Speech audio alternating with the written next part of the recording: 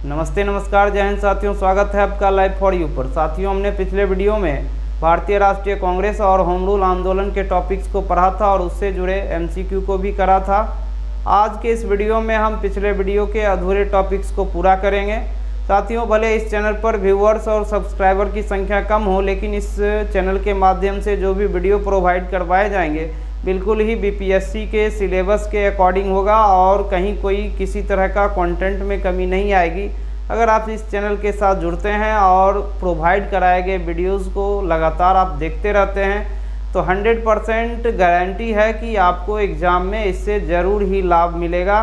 कहीं किसी तरह की हानि या नुकसान का कोई गुंजाइश नहीं है। तो हम उम्मीद करेंगे कि आप लोग इस चैनल के साथ जुड़ें और अपने तैयारी को और ज़्यादा बूस्ट करने का प्रयास करें, ताकि आपका जो आगामी परीक्षा है उसमें आपको किसी तरह की कोई परेशानी का सामना करना ना पड़े। आइए इस वीडियो को शुरू करते हैं। आज के इस वीडियो में हम पिछले वीडियो में जो टॉपिक्स हम लोग शुरू किए थे उसमें जो क्वेश्चन रह गया था उस क्वेश्चन को करते हुए फिर हम लोग आगे बढ़ेंगे और फिर हम लोग महात्मा गांधी के भारत में आगमन और उसके बाद जो भी घटनाएं हुई है भारतीय राष्ट्रीय आंदोलन में, हम उसको एक एक करके बारी बारी से अपने वीडियो के माध्यम से आप लोगों तक पहुंचाएंगे। तो आइए आज के इस वीडियो को शुरू करते हैं। तो साथियों, आज के इस वीडियो का पहला क्वेश्चन है, भारतीय राष्ट्रीय कांग्रेस के किस अधिवेशन में कांग्रेस द्वारा मुस्लिम लीग की पृथक निर्वाचन क्षेत्र की मांग को स्वीकार कर ली गई? भारतीय राष्ट्रीय कांग्रेस के किस अधिवेशन में कांग्रेस द्वारा मुस्लिम लीग की पृथक निर्वाचन क्षेत्र की मांग को स्वीकार कर लिया गया? क्या वह लखनऊ अधिवेशन 1936 में स्वीकार कर लिया गया था, या लखनऊ अधिवेशन 1916 में, या सूरत अधिवेशन 1907 में, या इनमें से कोई नहीं? आपको जवाब देना है कि जो इंडियन नेशनल कांग्रेस का अधिवेशन हुआ था वह कौन सा अधिवेशन था जिसमें कांग्रेस ने मुस्लिम लीग की पृथक निर्वाचन क्षेत्र की मांग को स्वीकार कर लिया था। तो वह अधिवेशन 1916 का लखनऊ अधिवेशन था, जिसकी अध्यक्षता अंबिका चरण मजूमदार के द्वारा किया गया था। जिसकी अध्यक्षता अंबिका चरण मजूमदार के द्वारा किया गया था।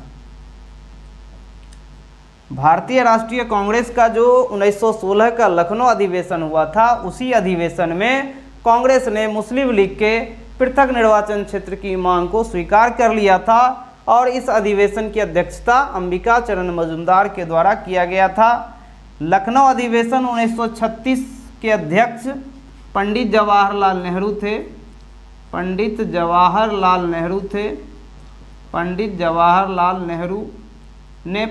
जवाहरलाल नेहरू ने लखनऊ अधिवेशन 1936 की अध्यक्षता की, जबकि सूरत अधिवेशन 1907 की अध्यक्षता रास बिहारी बोस के द्वारा किया गया। रास बिहारी बोस ने सूरत अधिवेशन 1907 की अध्यक्षता की थी। इसी सूरत अधिवेशन में कांग्रेस का विभाजन हो गया था गरम दल और नरम दल में भारतीय राष्ट्रीय कांग्रेस का विभाजन हो गया था। भारतीय राष्ट्रीय कांग्रेस के नेता दो गुटों में बट गए थे, उदारवादी और उग्रवादी,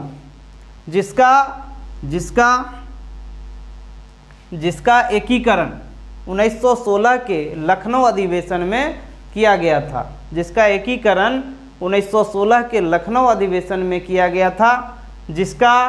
जिसका सूत्रधार एनी बेसेंट को माना जाता है। एनी बेसेंट के प्रयासों से उग्रवादी दल और उदारवादी दल का एकीकरण लखनऊ अधिवेशन 1916 के अंतर्गत किया गया, जिसकी अध्यक्षता अंबिका चरण मजूमदार के द्वारा की गई थी।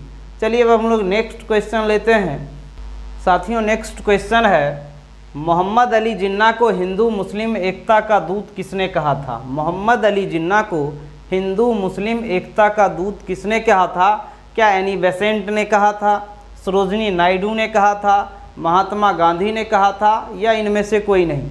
देखेंगे कि मोहम्मद अली जिन्ना को हिंदू मुस्लिम एकता का दूत किसने कहा था, तो सरोजिनी नायडू ने कहा था। इस प्रश्न का सही उत्तर ऑप्शन नंबर बी हो जाएगा, सरोजिनी नायडू ने ही मोहम्मद अली जिन्ना को हिंदू मुस्लिम एकता का दूत कहा था। चलिए अब हम लोग नेक्स्ट क्वेश्चन लेते हैं।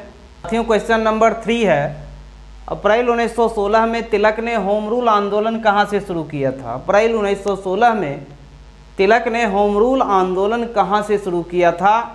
क्या पुणे से शुरू किया था, मुंबई से शुरू किया था, बेलगांव से शुरू किया था, या इनमें से कोई नहीं? तो हम लोग अप्रैल 1916 ईस्वी में तिलक ने महाराष्ट्र पुणे से अपने होम रूल आंदोलन की शुरुआत किया था, इसलिए इस प्रश्न का सही उत्तर ऑप्शन नंबर ए हो जाएगा, पुणे।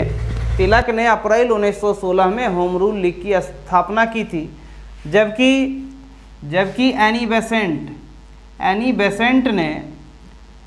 बेसेंट ने अपने होम रूल लीग की शुरुआत मद्रास के अडियार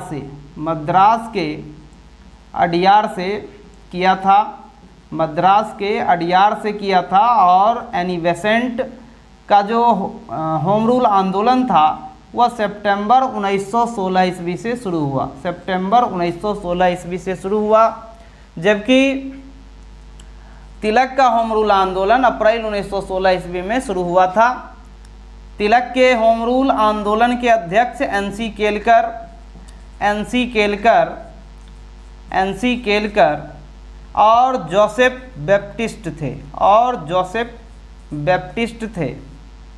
बैप्टिस्ट थे, जबकि एनी बेसेंट के होम रूल आंदोलन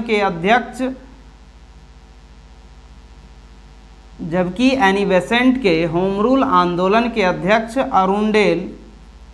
अरुंडेल थे, जॉर्ज अरुंडेल एनी बेसेंट के होम रूल आंदोलन के अध्यक्ष थे। चलिए अब हम लोग नेक्स्ट क्वेश्चन लेते हैं। साथियों, क्वेश्चन नंबर 4 है, भारतीय होम रूल लीग की स्थापना लंदन में कब हुई थी? लंदन में भारतीय होम रूल लीग की स्थापना कब हुई थी? क्या 1 जनवरी 1916 को हुई थी, या 2 जनवरी 1916 को हुई थी, या 3 जनवरी 1916 को हुई थी, या इनमें से कोई नहीं? तो लंदन में बताना है कि लंदन में कब भारतीय होम रूल लीग की स्थापना हुई। तो 2 जनवरी 1916 ईस्वी को लंदन में होम रूल लीग की स्थापना हुई थी। भारतीय होम रूल लीग की स्थापना लंदन में 2 जनवरी 1916 को हुई थी, और इसके महासचिव डी ग्राहम पोल। लंदन में जो भारतीय होम रूल लीग की स्थापना हुई, लंदन में जो 2 जनवरी 1916 को भारतीय होम रूल लीग की स्थापना की गई, उसके महासचिव थे डी ग्राहम पोल महासचिव बने थे लंदन में स्थापित होम रूल लीग के, जिसकी स्थापना 2 जनवरी 1916 को हुई थी। साथियों, एक एक क्वेश्चन एनसीईआरटी और एससीईआरटी बुक से ढूंढ करके निकाल कर आप लोगों के लिए लाता हूं। अगर आपको लग रहा है कि क्वेश्चन का लेवल बीपीएससी लेवल का है, क्वेश्चन इस लेवल को मेंटेन कर रहा है कि जो बीपीएससी में पूछा जाएगा, तो एक बार वीडियो को लाइक कर दें और चैनल को सब्सक्राइब भी कर लें। नेक्स्ट क्वेश्चन है क्वेश्चन नंबर 5, फेबियन आंदोलन का प्रस्ताव किसने दिया था? फेबियन आंदोलन का प्रस्ताव किसने दिया था? क्या एनी बेसेंट ने दिया था, सरोजिनी नायडू ने दिया था, या जोसेफ बैप्टिस्ट ने दिया था, या इनमें से कोई नहीं? आपको बताना है कि फेबियन आंदोलन का प्रस्ताव किसने दिया था। तो साथियों, इस प्रश्न का सही उत्तर ऑप्शन नंबर ए हो जाएगा, एनी बेसेंट ने ही फेबियन आंदोलन का प्रस्ताव दिया था। एनी बेसेंट ने ही फेबियन आंदोलन का प्रस्ताव दिया था। अब हम लोग नेक्स्ट क्वेश्चन की ओर बढ़ेंगे। साथियों, नेक्स्ट क्वेश्चन है, तिलक और एनी बेसेंट द्वारा बनाए गए होम रूल लीग आंदोलन की शाखाओं को किस वर्ष एक कर दिया गया? तिलक और एनी बेसेंट द्वारा बनाए गए होम रूल लीग आंदोलन की जो शाखाएं थी, उनको किस वर्ष मिलाकर एक कर दिया गया? साथियों, हम लोग जानते हैं कि तिलक ने अप्रैल 1916 ईस्वी में होम रूल लीग की स्थापना की थी, जबकि एनी बेसेंट ने सितंबर 1916 में होम रूल लीग की स्थापना की थी। दोनों का कार्य क्षेत्र भी अलग अलग था। तिलक के होम रूल लीग का कार्य क्षेत्र महाराष्ट्र और कर्नाटक, जबकि एनी बेसेंट इसके होम रूल लीग का कार्य क्षेत्र तमिलनाडु और मद्रास में पड़ता था। तिलक के होम रूल लीग का मुख्यालय कर्नाटक के बेलगांव में था, जबकि एनी बेसेंट के होम रूल लीग का मुख्यालय मद्रास के अडियार में था। तो आपको बताना है कि ये दो शाखाएं जो थी होम रूल लीग के अलग अलग, ये मिलकर एक कब हो गए, इनको मिलाकर एक कब कर दिया गया? क्या 1918 में एक कर दिया गया, 1919 में, 1920 में, या इनमें से कोई नहीं?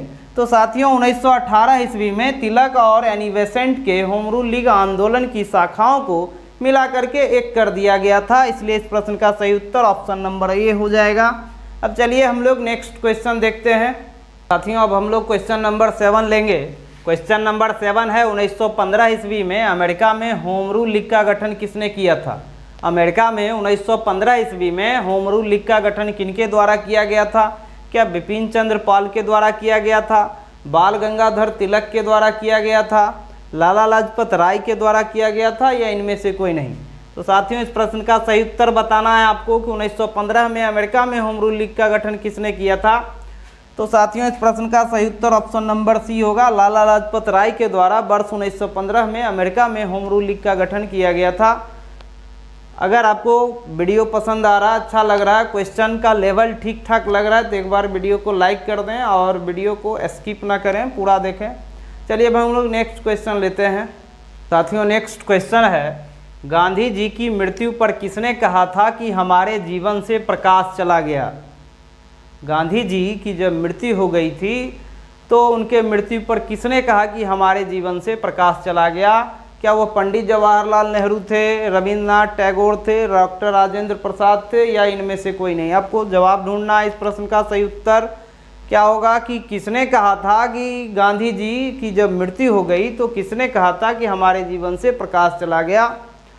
तो साथियों यहाँ से जो क्वेश्चन शुरू हुए हैं ये गांधी जी से संबंधित है। भारतीय राष्ट्रीय आंदोलन में गांधी जी का महत्वपूर्ण योगदान रहा है और यहाँ से आगे बहुत सारे ऐसे प्रश्न आएंगे जो पर्सनली गांधी जी से जुड़े होंगे। गांधी जी पर बेस्ड क्वेश्चन अब आएंगे।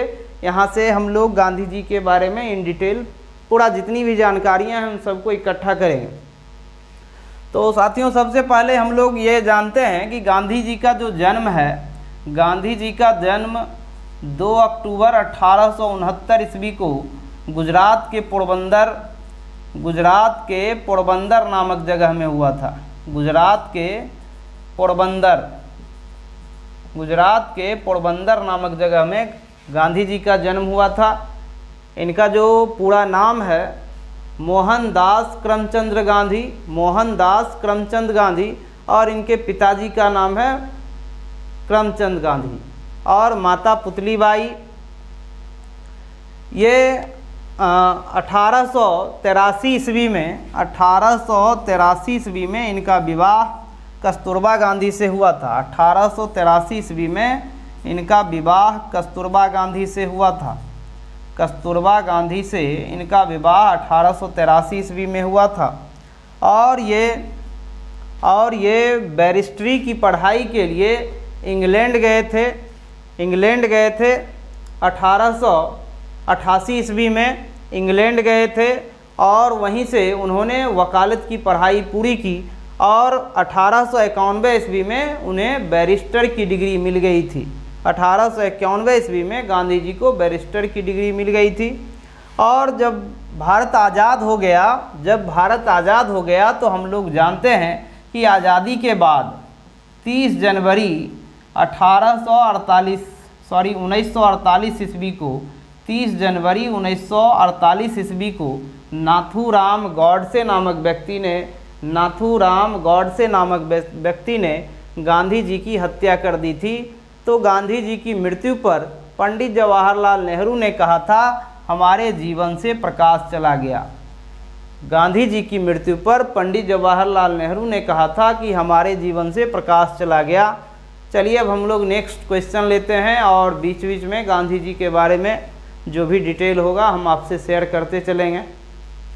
साथियों, क्वेश्चन नंबर 9 है, महात्मा गांधी भारतीय राष्ट्रीय कांग्रेस के किस अधिवेशन में सम्मिलित हुए थे। महात्मा गांधी के बारे में पूछा जा रहा है कि सबसे पहले महात्मा गांधी भारतीय राष्ट्रीय कांग्रेस के किस अधिवेशन में सम्मिलित हुए थे। क्या बेलगांव अधिवेशन 1924 में सम्मिलित हुए थे, कलकत्ता अधिवेशन 1911 में सम्मिलित हुए थे, कलकत्ता अधिवेशन 1901 में सम्मिलित हुए थे, या इनमें से कोई नहीं। इस प्रश्न का सही उत्तर बताना है कि महात्मा गांधी सबसे पहले भारतीय राष्ट्रीय कांग्रेस के किस अधिवेशन में शामिल हुए थे। तो साथियों, हम लोग जानते हैं कि बेलगांव अधिवेशन 1924 जो है, इसकी अध्यक्षता महात्मा गांधी के द्वारा ही की गई थी। महात्मा गांधी जी ने ही 1924 के बेलगांव अधिवेशन की अध्यक्षता की थी। ये एकमात्र अधिवेशन है जिसमें गांधी जी ने अध्यक्षता की थी। कलकत्ता अधिवेशन 1911 की अध्यक्षता विशन नारायण धर ने किया था। विशन नारायण धर ने किया था और इसी अधिवेशन में सर्वप्रथम जनगण मन गाया गया था। जनगण मन सबसे पहले इसी अधिवेशन में गाया गया था। कलकत्ता अधिवेशन 1901, कलकत्ता अधिवेशन 1901, इसकी अध्यक्षता दिनसा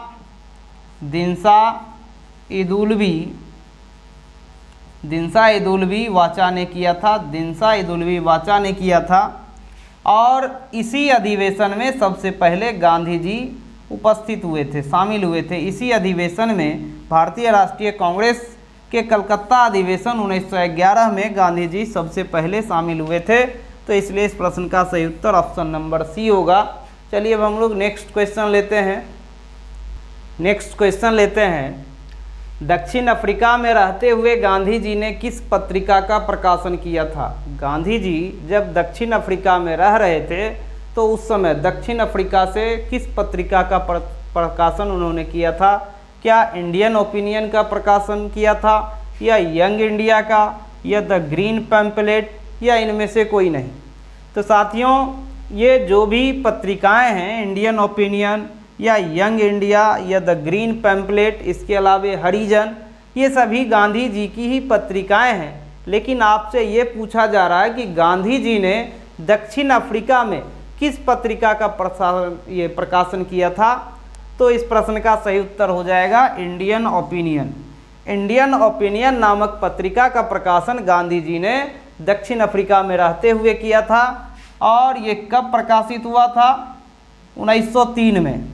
यंग इंडिया, ये भारत में गांधी जी ने इस पत्रिका को चलाया था और इसकी शुरुआत 1919 ईस्वी में हुआ था। ग्रीन पैम्पलेट ये 14 अगस्त 1896 से इसका प्रकाशन हो रहा था गांधी जी के द्वारा। तो इस प्रश्न का सही उत्तर ऑप्शन नंबर ए होगा। इसके अलावे गांधी जी की पत्रिकाओं में हरिजन भी शामिल है। हरिजन भी गांधी जी की एक पत्रिका है। इसके अलावे गांधी जी ने कई आश्रमों की भी स्थापना की है। गांधी जी ने कई आश्रमों की भी स्थापना की है। कई का मतलब 6 आश्रमों की स्थापना की है, जिसमें से सबसे पहला है फिनिक्स फार्म, जिसकी स्थापना 1904 ईस्वी में गांधी जी ने दक्षिण अफ्रीका के डरबन में किया था। गांधी जी ने दक्षिण अफ्रीका के डरबन में 1904 ईस्वी में फिनिक्स फार्म की स्थापना की थी। इसके बाद टोल्स्टॉय फार्म की स्थापना की थी। टोल्स्टॉय फार्म की स्थापना 1910 ईस्वी में जोहान्सबर्ग में हुआ था। जोहान्सबर्ग में 1910 ईस्वी में टोल्स्टॉय फार्म की स्थापना। उसके बाद जब गांधी जी भारत लौटे दक्षिण अफ्रीका से, गांधी जी दक्षिण अफ्रीका से 9 जनवरी 1915 ईस्वी को भारत लौटे थे। 9 जनवरी 1915 ईस्वी को गांधी जी भारत लौटे थे। इसलिए हम लोग प्रत्येक वर्ष 9 जनवरी को प्रवासी दिवस के रूप में मनाते हैं। 9 जनवरी को प्रवासी दिवस के रूप में मनाते हैं। तो भारत लौटने पर 1915 ईस्वी में गांधी जी ने साबरमती नदी के किनारे साबरमती आश्रम की स्थापना की थी। और ये साबरमती आश्रम कहाँ है? तो ये अहमदाबाद में है और इसकी स्थापना 1915 ईस्वी में हुई थी। इसके बाद उन्होंने सत्याग्रह आश्रम की भी स्थापना की थी 1915 ईस्वी में। ये अहमदाबाद के कोचरब में पड़ता है। सत्याग्रह आश्रम अहमदाबाद के कोचरब में ये सत्याग्रह आश्रम है। इनका पांचवा आश्रम है अनासक्ति आश्रम, जिसकी स्थापना इन्होंने 1929 ईस्वी में उत्तराखंड में किया था। और इनका जो छठा आश्रम है वो सेवाग्राम आश्रम, ये 1936 ईस्वी में वर्धा महाराष्ट्र में गांधी जी द्वारा स्थापित किया गया था। इस आज के वीडियो में बस इतना ही। फिर नेक्स्ट वीडियो में मिलते हैं। तब तक के लिए आप लोग स्वस्थ रहें और अपने पढ़ाई को सुचारू रूप से जारी रखें। अगर आपको वीडियो अच्छा लगता है तो एक बार लाइक कर दें और आप सब्सक्राइब कर लेंगे तो कहीं ना कहीं इसका लाभ ही मिलेगा। इससे कोई नुकसान आपको होने वाला है नहीं।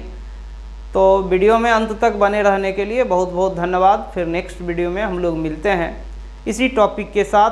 हम इस टॉपिक को जब तक कंप्लीट नहीं करेंगे तब तक छोड़ेंगे नहीं। तो जुड़े रहिए इस चैनल के साथ लगातार। और इस चैनल के कंटेंट से रिगार्डिंग अगर आपके मन में कोई सवाल है तो आप पूछ सकते हैं कि ये टॉपिक कहाँ से लिए गए हैं, तो हम आपको उसका पूरा प्रूफ बताएंगे। आप उसमें जाकर के ढूंढ सकते हैं, बिल्कुल आपको वहीं से मिलेगा। ये SCERT book class 10th standard में आप ढूंढेंगे भारत में राष्ट्रवाद, तो आपको ये मिल जाएगा। चलिए आज के वीडियो में बस इतना ही।